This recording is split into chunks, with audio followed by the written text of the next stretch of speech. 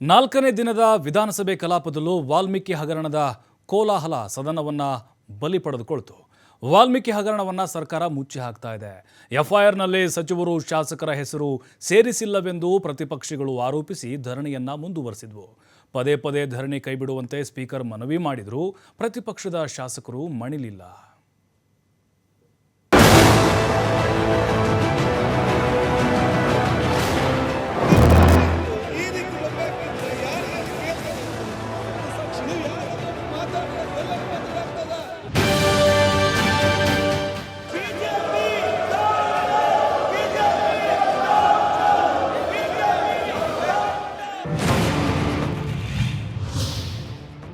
ಸದನದಲ್ಲಿ ಮುಂದುವರೆದ ವಾಲ್ಮೀಕಿ ಹಗರಣದ ಸದ್ದುಗದ್ದಲ. ಸರ್ಕಾರದ ವಿರುದ್ಧ ಪ್ರತಿಪಕ್ಷಗಳಿಂದ ಧರಣಿ ಮುಂದುವರಿಕೆ. ಇಂದು ವಿಧಾನಸಭೆ ಕಲಾಪ ನಾಲ್ಕನೇ ದಿನಕ್ಕೆ ಕಾಲಿಡಿತು. ಕಲಾಪದ ಪ್ರಾರಂಭದಲ್ಲೇ ಬಿಜೆಪಿ ಹಾಗೆ ಜೆಡಿಎಸ್ ಶಾಸಕರು ಪ್ರತಿಭಟನೆಯನ್ನ ಮುಂದುವರೆಸಿದರು. ಸದನದ ಬಾವಿಗಿಳಿದು ಸರ್ಕಾರದ ವಿರುದ್ಧ ಘೋಷಣೆ ಕೂಗೋಕೆ ಶುರು ಮಾಡಿದ್ರು. ಈ ವೇಳೆ ಸುಗಮ ಕಲಾಪಕ್ಕೆ ಅವಕಾಶ ಮಾಡಿಕೊಡಿ, ಪ್ರತಿಭಟನೆಯನ್ನ ಕೈಬಿಟ್ಟು ನಿಮ್ಮ ಸ್ಥಳಗಳಿಗೆ ಹೋಗಿ, ರಾಜ್ಯದಲ್ಲಿ ಮಳೆಯಿಂದ ಗಂಭೀರ ಸಮಸ್ಯೆ ಶುರುವಾಗಿದೆ, ಚರ್ಚೆಯಲ್ಲಿ ಭಾಗವಹಿಸಿ ಎಂದು ಪದೇ ಪದೇ ಮನವಿ ಮಾಡಿದರು. ಆದರೆ ಪ್ರತಿಪಕ್ಷಗಳು ಇದಕ್ಕೆ ಕೇರೆ ಮಾಡಲಿಲ್ಲ. ಮತ್ತಷ್ಟು ಘೋಷಣೆಗಳ ಮೂಲಕ ಪ್ರತಿಭಟನೆಯನ್ನ ಮುಂದುವರೆಸಿದ್ವು. ವಾಲ್ಮೀಕಿ ಹಗರಣ ಆಗಿದೆ ಅಂತ ನಮಗೆ ಬೆಂಬಲ ಕೊಡ್ತಾ ಇದ್ದಾರೆ. ಅವರು ನಮಗೆ ಬೆಂಬಲ ಕೊಡ್ತಾ ಇದ್ದಾರೆ. ಹೌದು, ವಿರೋಧ ಪಕ್ಷ ಹೇಳಿರೋದು ಸತ್ಯ ಇದೆ, ಲೂಟಿ ಆಗಿದೆ, ನಮ್ಮದು ಬೆಂಬಲ ಇದೆ ಅಂತ ಹೇಳಿ ರೂಲಿಂಗ್ ಪಾರ್ಟಿಯವರು ಸಪೋರ್ಟ್ ಮಾಡ್ತಾ ಇದ್ದಾರೆ. ನಾವು ವೆಲ್ಕಮ್ ಮಾಡ್ತೀವಿ, ಕೂಗಿ. ಇನ್ನು ಸುಗಮ ಕಲಾಪಕ್ಕೆ ಯಾವಾಗ ಪ್ರತಿಪಕ್ಷಗಳು ಅವಕಾಶ ನೀಡಿಲ್ವೋ ಸ್ಪೀಕರ್ ಯುಟಿ ಖಾದರ್ ಕಲಾಪವನ್ನ ಕೆಲ ಕಾಲ ಮುಂದೂಡಿದ್ರು. ನಂತರ ಪಕ್ಕದಲ್ಲೇ ಇರುವಂತಹ ತಮ್ಮ ಕಚೇರಿಯಲ್ಲಿ CM H K. Patil, Vijayendra, R Ashok ಸೇರಿ ಹಿರಿಯ ನಾಯಕರ ಜೊತೆ ಸಂಧಾನ ಸಭೆ ನಡೆಸಿದ್ರು. ಪ್ರತಿಭಟನೆಯನ್ನ ಕೈಬಿಟ್ಟು ಮಳೆ ಅನಾಹುತದ ಚರ್ಚೆ ಮಾಡುವಂತೆ ಮನವೊಲಿಸುವ ಪ್ರಯತ್ನ ಮಾಡಿದ್ರು. ಆದರೆ ಪ್ರತಿಪಕ್ಷದ ನಾಯಕರು ಇದಕ್ಕೆ ತಲೆಬಾಗಲಿಲ್ಲ. ಸ್ಪೀಕರ್ ಸಂಧಾನವು ವಿಫಲವಾಯಿತು. ಸದನವನ್ನು 10 ನಿಮಿಷ ಕಾಲ ಮುಂದೂಡಲಾಗಿದೆ. ಇನ್ನು ಪ್ರತಿಪಕ್ಷಗಳ ಧರಣಿ ಮಧ್ಯೆಯೂ ಸ್ಪೀಕರ್ ಯುಟಿ ಖಾದರ್ ಕಲಾಪವನ್ನ ಮುಂದುವರೆಸಿದ್ರು. ಗದ್ದಲ ಗಲಾಟೆಯ ನಡುವೆಯೂ ಕಾಂಗ್ರೆಸ್ ಶಾಸಕ ಪೊನ್ನಣ್ಣಗೆ ಅತಿವೃಷ್ಟಿ ಚರ್ಚೆಗೆ ಅವಕಾಶ ಮಾಡಿಕೊಟ್ರು. ಕೊಡಗಿನಲ್ಲಿ ಮಳೆ ರೌದ್ರಾವತಾರ ತಾಳಿದೆ. ಪ್ರವಾಹ ಹೆಚ್ಚಾಗಿ ರಸ್ತೆಗಳು ಮುಳುಗಿವೆ. 4-5 ದಿನಗಳಿಂದ ವಿದ್ಯುತ್ ಸಂಪರ್ಕವಿಲ್ಲ. ಜನರ ದಿನನಿತ್ಯದ ಜೀವನ ಅಸ್ತವ್ಯಸ್ತವಾಗಿದೆ. ಜನರ ಸಾವಿನ ಬಗ್ಗೆ ಬಿಜೆಪಿಯವರಿಗೆ ಕಾಳಜಿ ಇಲ್ಲ ಎಂದರು. ಜನರ ಸಮಸ್ಯೆಗಳ ಚರ್ಚೆ ಮಾಡಲಿಕ್ಕೆ ಹೋಗ್ಲಿಕ್ಕೆ ರಸ್ತೆ ಇಲ್ಲ, ಇರುವಂತ ಮನೆ ಕುಸಿತಾ ಇದೆ, ವಿದ್ಯುತ್ ಶಕ್ತಿ ಇಲ್ಲ, ಜನ ಯಾವ ರೀತಿ ಬದುಕಬೇಕು ಅದರ ಬಗ್ಗೆ ಚಿಂತೆ ಇಲ್ಲ ಇವರಿಗೆ. ಇನ್ನು ಬಿಜೆಪಿ ಜೆಡಿಎಸ್ ಶಾಸಕರ ಪ್ರತಿಭಟನೆಗೆ ಸಿಎಂ ಸಿದ್ದರಾಮಯ್ಯ ಮಾತಿನ ಮೂಲಕವೇ ತಿರುಗೇಟು ಕೊಟ್ಟರು.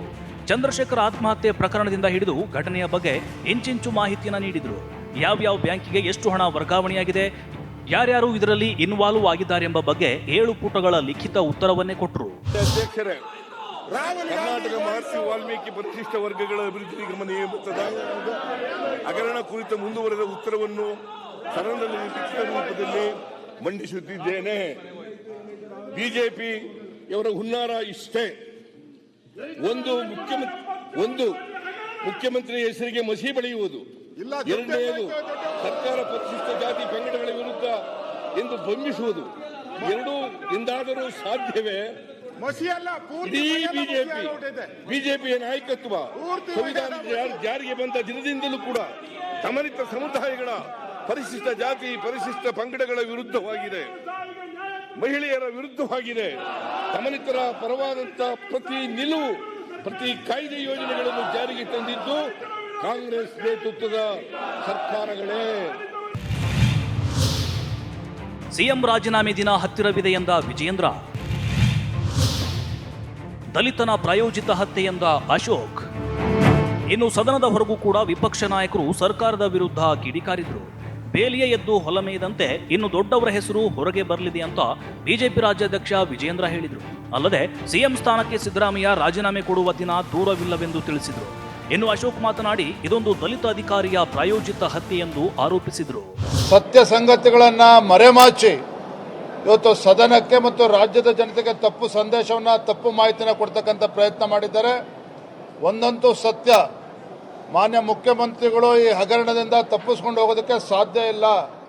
ಮಾನ್ಯ ಸಿದ್ದರಾಮಯ್ಯನವರೇ, ವಾಲ್ಮೀಕಿ ಅಭಿವೃದ್ಧಿ ನಿಗಮದಲ್ಲಿ ನಡೆದಿರ್ತಕ್ಕಂಥ ಹಗರಣ ಇವತ್ತು ಆ ಒಂದು ಪರಿಷ್ಠ ಜಾತಿ ಪರಿಷ್ಠ ಪಂಗಡಗಳ ಒಂದು ಶಾಪ ನಿಮಗೆ ತಟ್ಟದೆ ಬಿಡೋದಿಲ್ಲ.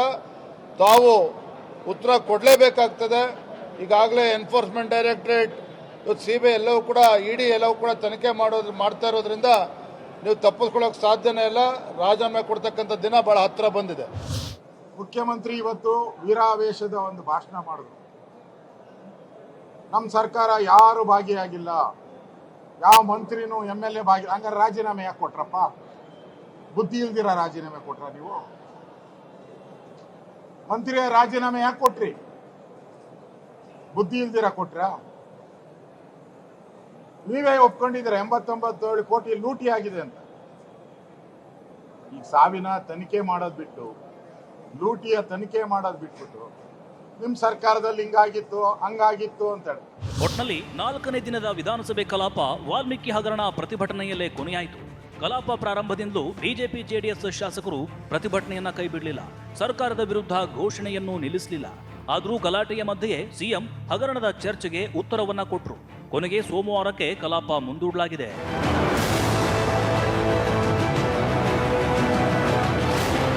Shivakumar Chohalli, political bureau, TV.